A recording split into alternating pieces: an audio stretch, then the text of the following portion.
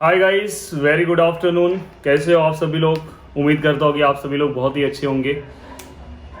मेरे चेहरे पे मत जाओ, बहुत ही पसीना हो रहा है। एक्चुअली मैं कंटिन्यूस लेक्चर्स रिकॉर्ड कर रहा हूँ, तो सोचा कि एक 9th का भी लेक्चर रिकॉर्ड कर दूँ। 12th का हो गया, 11th का हो गया, 10th का हो गया, कॉमर्स का हो गया, 12th का। तो सोचा कि एक 11th का एक 9th का लेक्चर रिकॉर्ड करते हैं।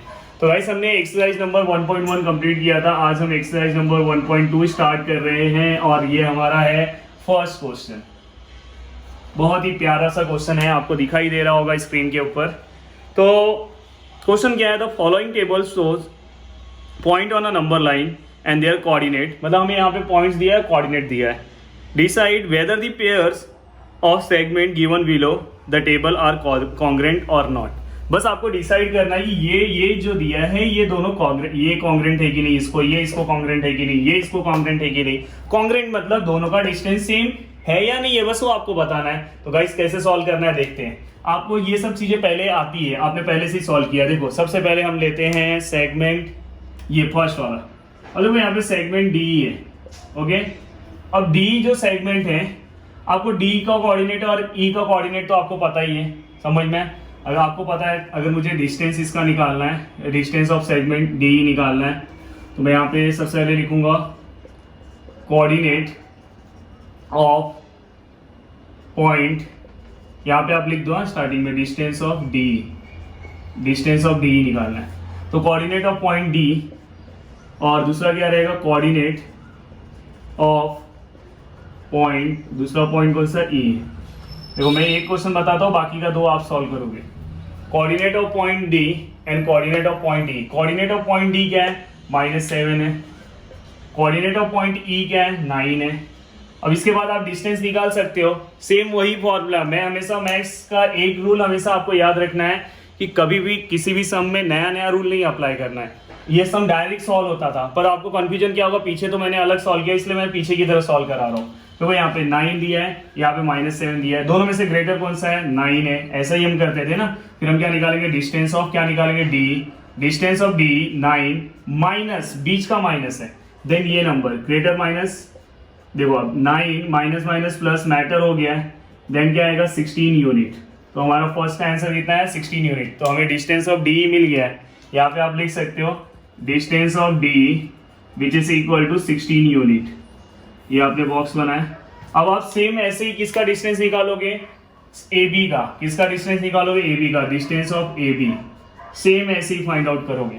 ओके, क्या करोगे आप, कोऑर्डिनेट ऑफ पॉइंट कौन सा है, ए है, और दूसरा क्या रहेगा, कोऑर्डिनेट ऑफ पॉइंट कौन सा पॉइंट आएगा, B. The coordinate of point A is -3, the coordinate of point B क्या आएगा, 5। आपने दोनों लिख दिया। ये लिखने के बाद अब आपको क्या करना है, और देखो यहाँ पे -3 है, यहाँ पे 5 है। दोनों में से ग्रेटर कौन सा है, 5।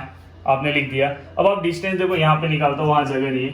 डिस्टेंस ऑफ मुझे क्या निकालना है, ए बी निकालना है। ए बी का डिस्टेंस निकालना है, ग्रेटर कौन सा है, 5, बीच का माइनस, देन स्मॉलर नंबर कौन सा है, -3, देन क्या आएगा, 5 माइनस माइनस क्या आएगा, +3 विच इज इक्वल टू क्या आएगा, 8 यूनिट।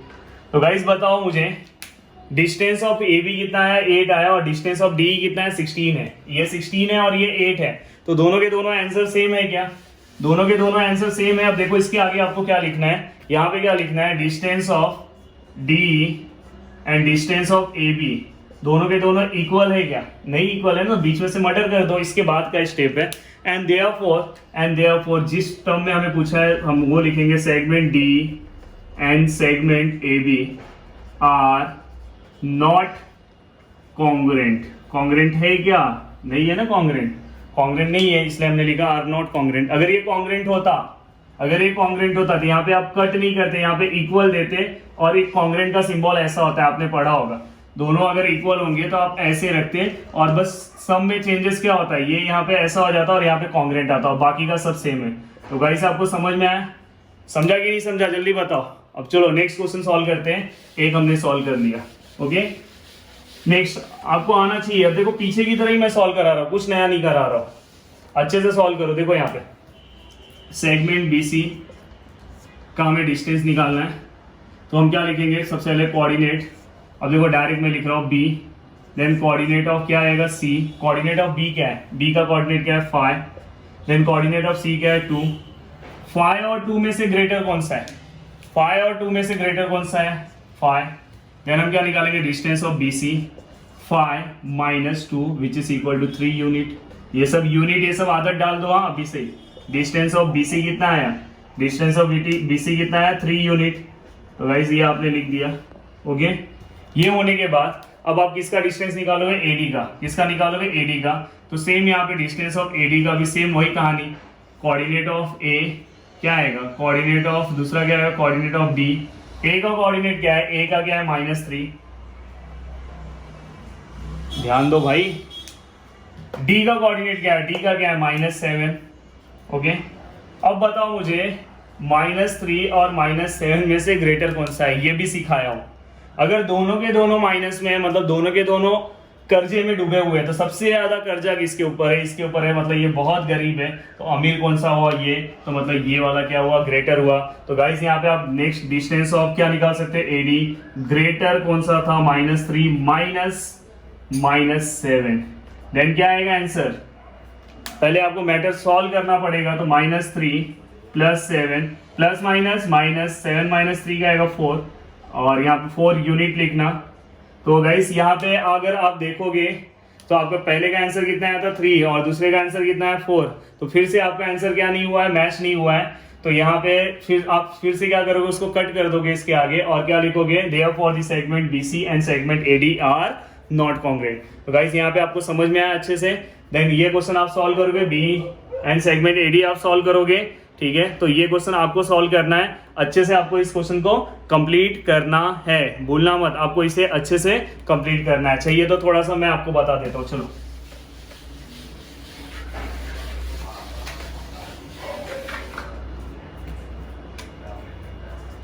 सेगमेंट B का डिस्टेंस निकालना, तो क्या लिखोगे कोऑर्डिनेट ऑफ B, फिर क्या लिखोगे कोऑर्डिनेट ऑफ E, फिर इसके बाद उसका डिस्टेंस निकालोगे, फिर ये आएगा क्या आएगा कोऑर्डिनेट ऑफ A, फिर क्या आएगा कोऑर्डिनेट ऑफ B, फिर उसका डिस्टेंस निकालोगे। अगर दोनों का डिस्टेंस सेम आया तो कॉन्ग्रुएंट, अगर दोनों का डिस्टेंस सेम नहीं आया तो कॉन्ग्रुएंट नहीं। तो गाइस यहाँ तक समझ में आया। तो आज हम बस इतना ही आपको स्टार्टिंग का पार्ट देते हैं, क्योंकि नेक्स्ट वाला पार्ट इससे मैच नहीं होगा, इसलिए मैं नेक्स्ट वाला पार्ट नहीं करा रहा हूँ आगे का, नहीं तो वो पार्ट अलग हो जाएगा। तो वो पार्ट जो नेक्स्ट पार्ट है up to 2nd, 3rd, 4th वो मैं एक ही साथ कराऊंगा।